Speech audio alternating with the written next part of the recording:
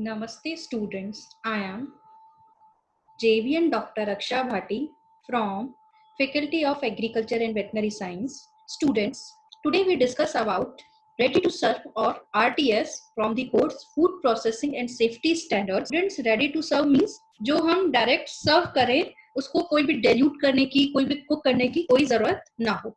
It's called ready to serve. Ready to serve beverages as per FCI specification should contain FCI के according जो ready to serve है उसके अंदर 10% fruit content होना चाहिए, not less than 10% TSS होनी चाहिए, एंड प्रिजर्वेटिव्स के level 70 ppm maximum for sulphur dioxide and 120 ppm maximum for benzoic acid. ये जितने भी हम इसको RTS या रेडी टू सर्व क्यों कहते हैं? These beverages are consumed as such without any dilution, hence it is termed as ready to serve beverages. These beverages are consumed be prepared by different fruits like mango, citrus, berries, lychees, guava, pineapple, grapes. These are preferred to RTS beverages. Ready to serve में हम dilute नहीं करते, तो fruits के जैसे example हम juice है, fruit juice है, उसको हम डायरेक्ट लेते हैं, क्लैरिफाइड जूस है, नेचुरल जूसेस हैं, ये सारे RTS के अंदर आते हैं क्योंकि हमको इनको करने की डाइल्यूट करने की जरूरत नहीं होती. देन अब RTS या रेडी टू सर्व के अंदर क्या क्या है?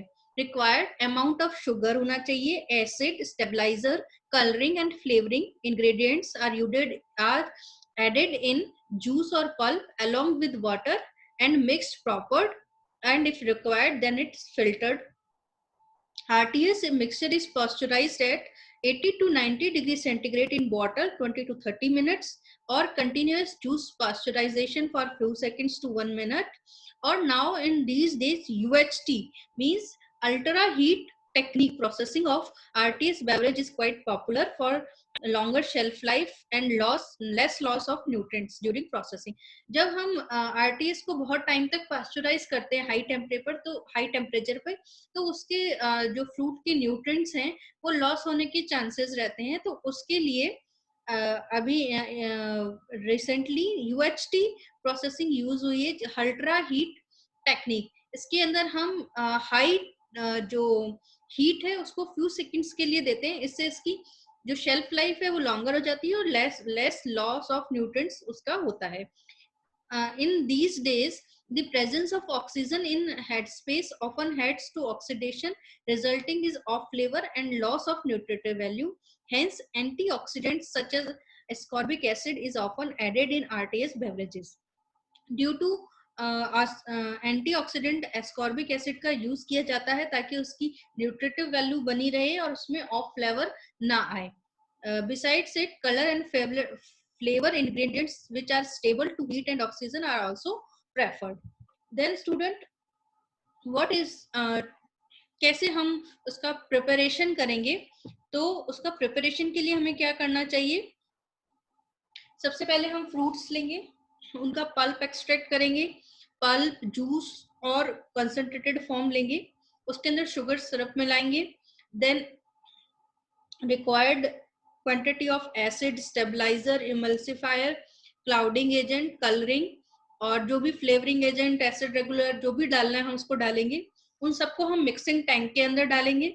मिक्सिंग टैंक के अंदर जब बहुत अच्छे से मिक्स हो जाएंगे तो उसका फिल्टरेशन करेंगे, उसके अंदर से एयर को निकालेंगे, देन उसका पास्चराइजेशन करेंगे, देन उसकी कूलिंग और असेप्टिक पैकिंग की जाएगी. ये स्टूडेंट्स जो RTS होते हैं इसके अंदर जो फिल्ट्रेशन होता है वो बहुत तरीके से हम इसको कर सकते हैं. RTS के अंदर क्या क्या आता है? First is natural fruit juice. Natural fruit juice है जो कि क्या होता है? Pure juice extracted from the ripe and mature fruits and contain 100% fruit content. The juice is extracted by various methods and contains mainly sugar, acids, vitamin, minerals and minor components. These are preserved by thermal processing and freezing. Mostly जो available रहते हैं fruit juices, apple, pineapple, citrus, grapes, pomegranate and mango. जो स्वीटन juice हैं जिनको हम beverages की तरह use करते हैं उसके अंदर 85% जूस होता है और उसकी TS 10% होती है. Second is nectar. Nectar mostly tropical fruits like mango, लीची, गुआवा, पपाया, सिट्रस, फाइनल से बनता है और उसके अंदर शुगर और एसिड ऐड की जाती है। According to FSSAI specification, nectar के अंदर TSS 15 ब्रिक से कम नहीं होना चाहिए, 20% फ्रूट कंटेंट होना चाहिए। एक्सेप्ट जो पाइनएप्पल और सिट्रस है, इसके अंदर 40% से कम नहीं रखना चाहिए। फ्रूट पल्प और प्योरी और जूस और concentrated may be used as a starting material. The acidity of nectar should be not more than 35% as anhydrous citric acid. Maximum permit preservative की जो permits हैं वो ascorbic acid at 50 ppm use करने चाहिए। Then इसके अंदर जो हम बात कर रहे हैं पास्चुराइजेशन, पास्चुराइजेशन होता है कि हम हाई टेम्परेचर देना, more less than 100 degree centigrade. तो इसके अंदर टाइप्स के अलग अलग टाइप्स के हैं पास्चुराइजेशन। जो माइक्रो ऑर्गेनिजम्स है उनको इनएक्टिव या किल करने के लिए यूज किया जाता है। तो फर्स्ट है फ्लैश पास्चुराइजेशन। फ्लैश पास्चुराइजेशन क्या होता है? प्लेट टाइप पास्चुराइजर होता है, provided heat recovery and cooling unit, temperature 85 to 90 degree centigrade for 15 to 60 seconds उसमें यूज किया जाता है मोस्टली प्रोडक्ट्स के लिए। इनपैक्ट पास्चुराइजेशन, जो कि स्मॉल जो यूनिट्स होती हैं उसके अंदर जूसेस को पैक्स के अंदर फिल कर दिया जाता है, mainly bottles and heated water tanks के अंदर रख दिया जाता है for 80 to 90 degree temperature up to 20 minutes, जो कि प्रोडक्ट को सेफली सिक्योर रखता है। एंड देन थर्ड टाइप का जो है वो है hot fill operation. Hot fill operation का सिंपली मीन है कि हम जितनी भी उसके अंदर माइक्रोबियल इंटीग्रिटी होती है उसको रिमूव करने के लिए, तो बल्क जो आपका प्रोडक्ट है उसको हम प्री डिटरमाइंड टेम्परेचर पर फिलिंग हॉट कर देते हैं, जो कि 70 to 85 डिग्री सेंटीग्रेड होता है in packs and sealed immediately. In case of glass bottles, they should be preheated and minimize thermal shock. So students, the class is concluded today. I believe you have understood well. This session was powered by digital version 2.0, Jyoti Vidyapit Women's University. Hope you are satisfied with my digital session. If you have any query, please mention in comment box.